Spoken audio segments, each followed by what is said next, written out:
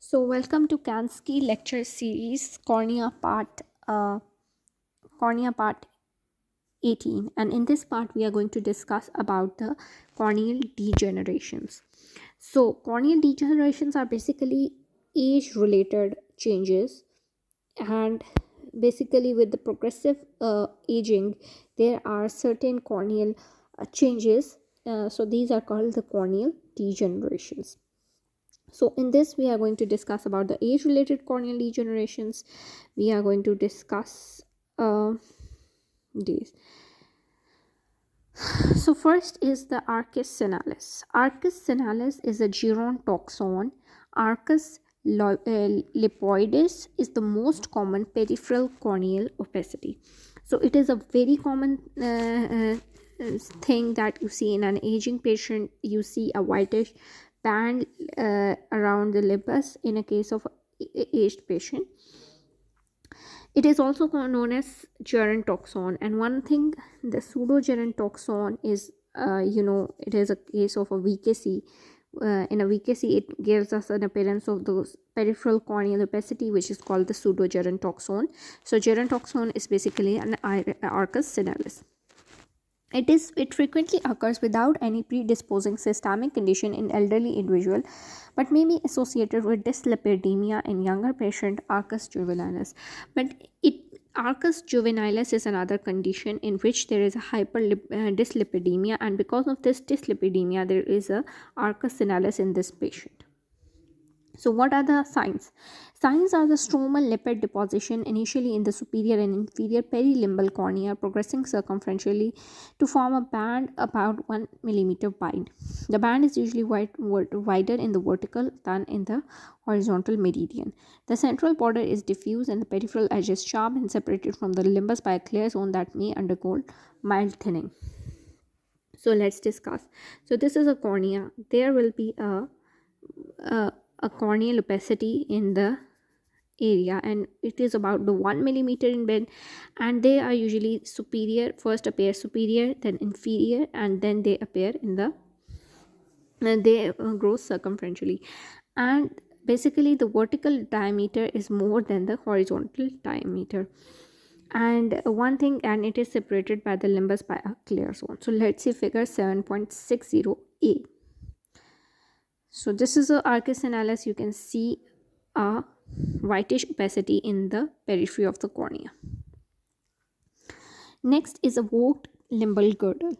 Warped limbal girdle is an innocuous condition that is present in up to 60% of the individual over 40 years of age.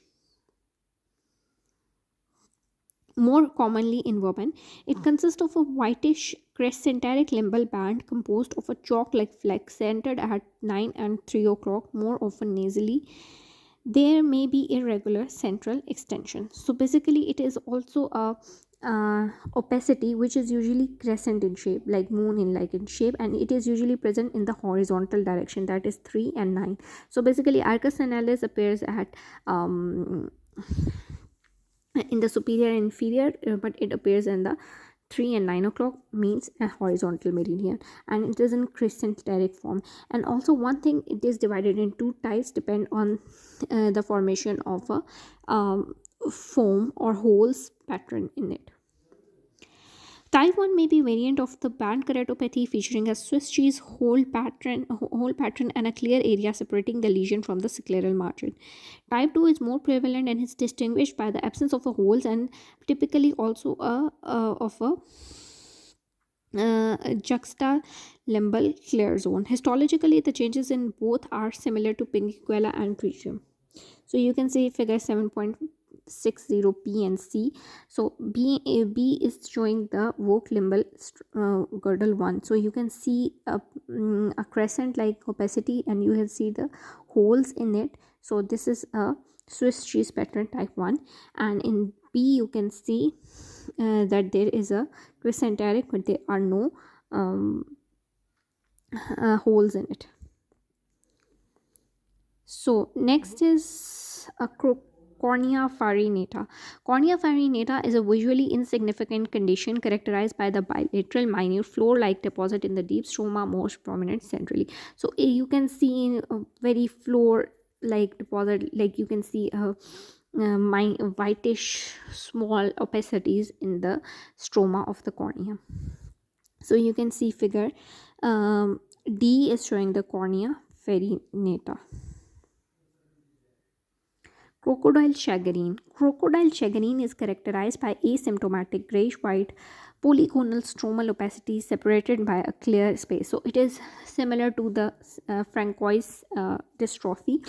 Basically, in a posterior, in a stroma, there will be the polygonal shaped corneal opacities, and there will be the central clear area, and it is usually present in the periphery, whereas the Francois dystrophy present in the center.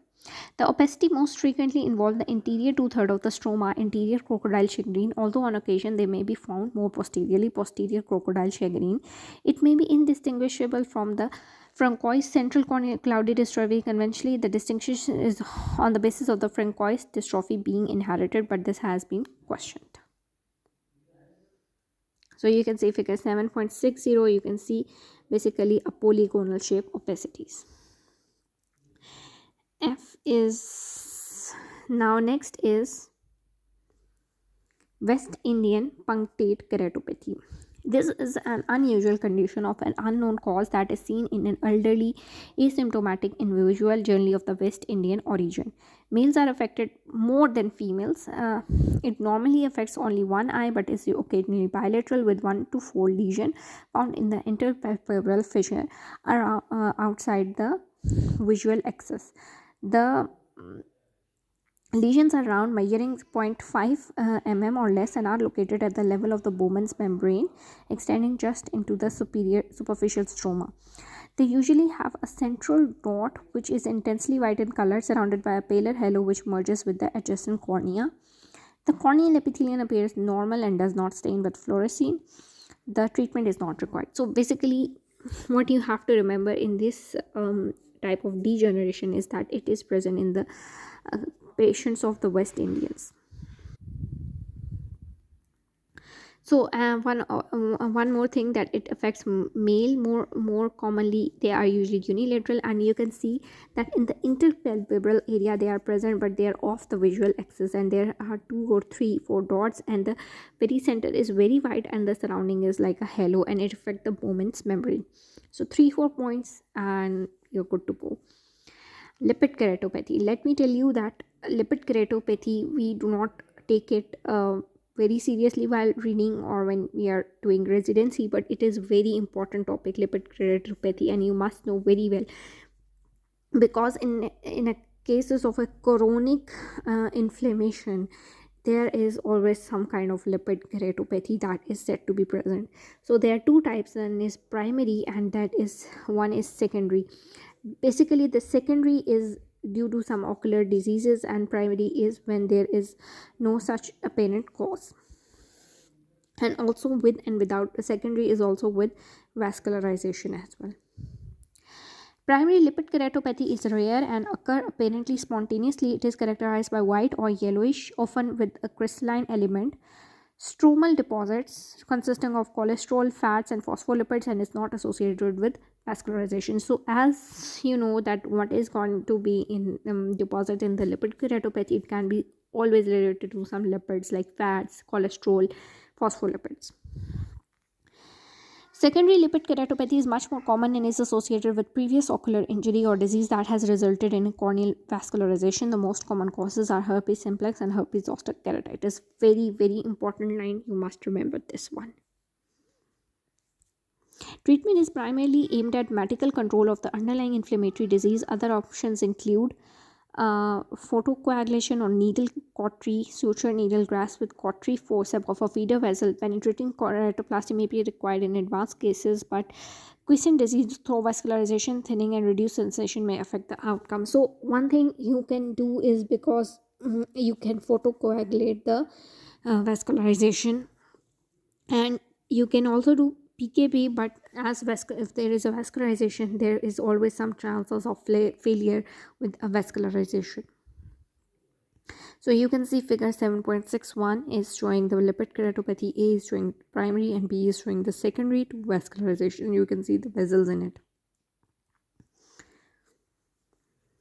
Next is a band keratopathy. So band keratopathy, lipid was in case of fat deposition, and in band there is going to be the calcium deposition. Whatever cases is going increasing the calcium level in the cornea is going to cause the band keratopathy. Band keratopathy is why it is called band, because it forms like a band like presence, and it usually start horizontally in the interpalpebral region.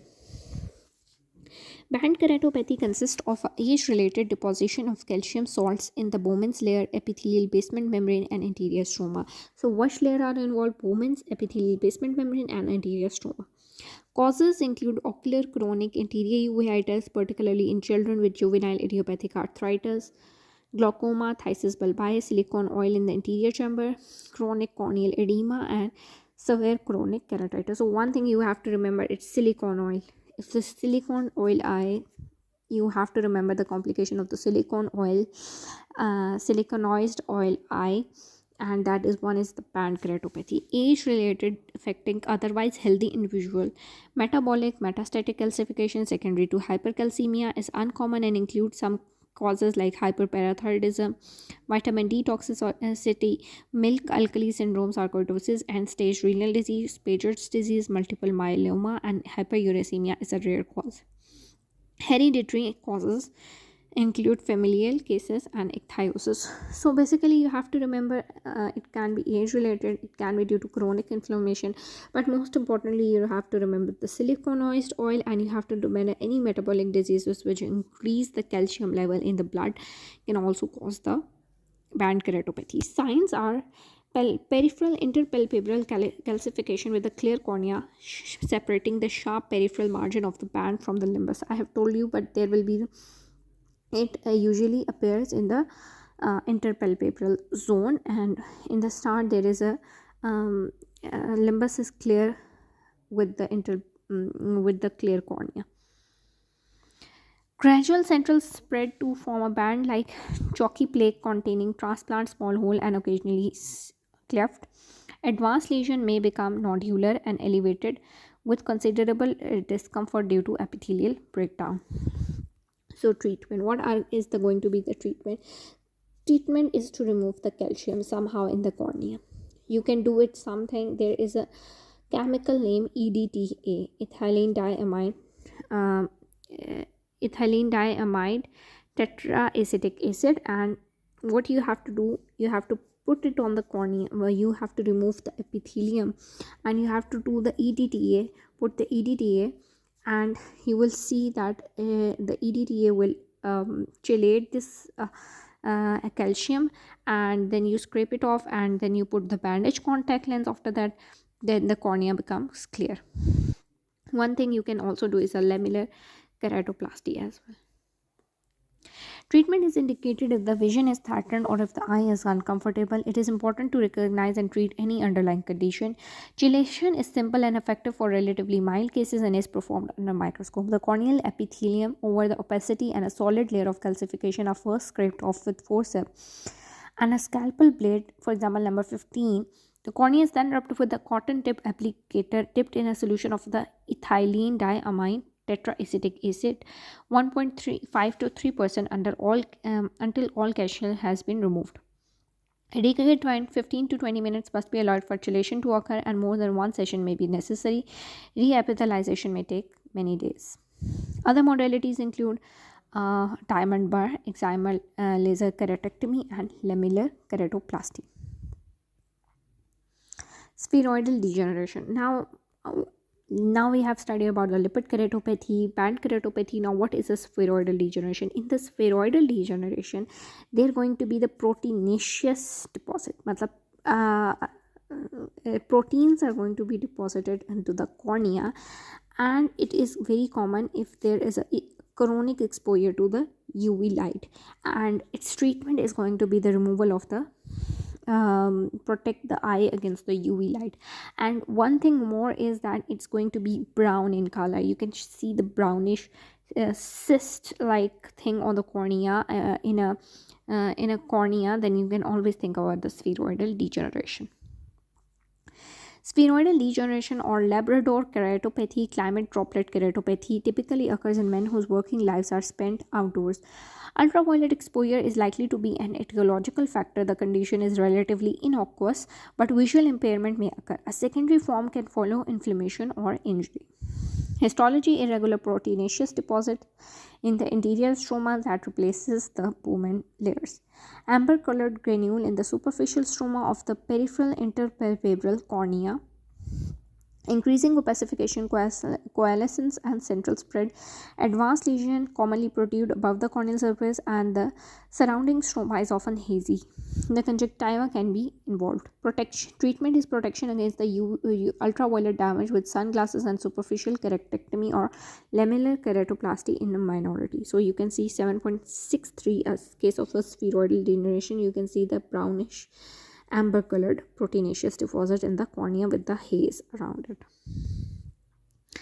So what is a Salzman nodular degeneration? It is also very common. You can see it, but you can see it in the periphery of the cornea. You can see the bluish type of opacity raised lesion that is present in the periphery of the cornea, and basically it is a hyaline tissue that is a deposit. Salzman nodular degeneration consists of a nodule of a hyaline tissue usually located anterior to the Bowman's layer. Very important, you have to remember the layer of the which it is affected. It affects the Bowman's layer. It can occur in any form of the chronic corneal irritation or inflammation such as trachoma, dry eye, chronic blepharitis, and chronic allergic keratoconjunctivitis. So inflammation and irritation. Signs that the superficial stromal opacity is progressing to elevated whitish or bluish gray nodular lesion that may be rounded or elongated. So figure 7.64, you can see the Salzman nodular lesion. A is showing the typical appearance, there is a raised nodule, and B is showing the multiple lesion around it.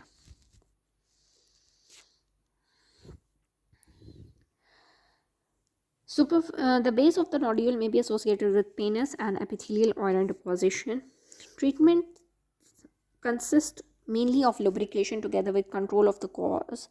Removal is via manual superficial keratectomy. The lesion can often be peeled away and the surface flattened with a diamond burr. Adjunctive mitomycin C applied for 10 seconds with a sponge may reduce the recurrence rate, though some authorities restrict its use to reoperation. Excimer laser, phototherapeutic keratectomy, or lamellar keratoplasty are occasionally required. So this can also be peeled. Now, last one is advancing wave-like epitheliopathy. You can say it like it is remembered as O. Advancing wave-like epitheliopathy, or is characterized by an irregular advancing epithelial plaque encroaching gradually on the cornea, typically originating at the superior limbus, and sometimes extending circumferentially from the tracheum. Typically, topical fluorescein generally demonstrate the lesion well. Irritation and redness are common. The vision may be affected with central involvement.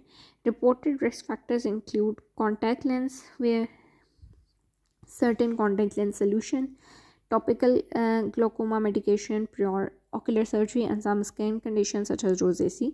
Treatment of the cause may be curative, but otherwise is with 1% silver nitrate solution to the adjacent limbus or cryotherapy 1 to 2 seconds twice to the limbus and abnormal tissue. Distinguished from the neoplasia may occasionally warrant impression cytology or excision biopsy. So it is like wave that is coming from the superior side of the limbus to the inferior side, and what, so like in this picture, and there are like multiple causes: contact lens wear and rosacea and topical glaucoma medication, and you have to cure the cause, and sometimes you can do cryotherapy around the lesion as well. So that's it for the corneal degeneration and cornea part 18. See you in the next lectures.